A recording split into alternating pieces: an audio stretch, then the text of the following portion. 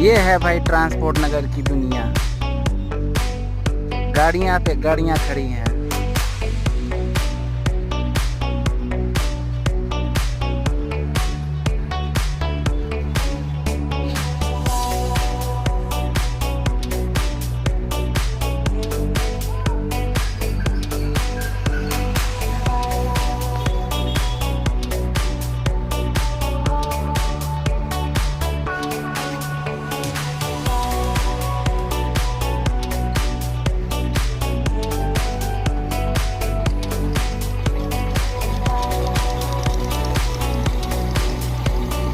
ये है ट्रांसपोर्ट नगर। कितने लोगों को पता है भाई ट्रांसपोर्ट नगर में कौन सा काम होता है?